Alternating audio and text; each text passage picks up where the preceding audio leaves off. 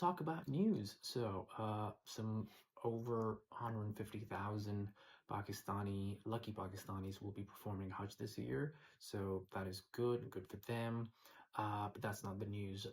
The news is somewhat interesting and funny, actually silly, but we'll talk about both sides. So Maulana Tahir Ashrafi, who's the chairman of Pakistan Ulama Council, had to make a statement.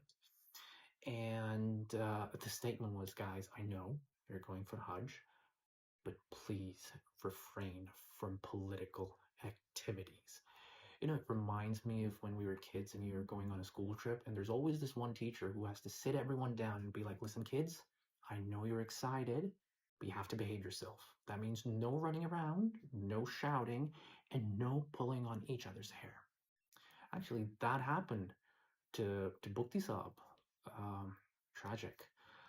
But listen, we understand that PDI supporters feel strongly about what's happening in the country. Imran Khan being behind bars. Yes, it's frustrating. Yes, you're angry, but there's a time and a place. If you're lucky enough, if you could afford it and you've been chosen, just forget about the worldly affairs, focus on the Almighty.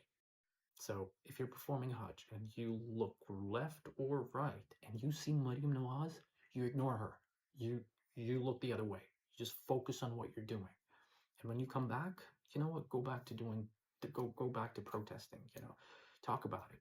Because to be honest, Saudi government does not take that lightly. You will be put behind bars if you do something like that. So you can't make stuff like this up. This is front page news.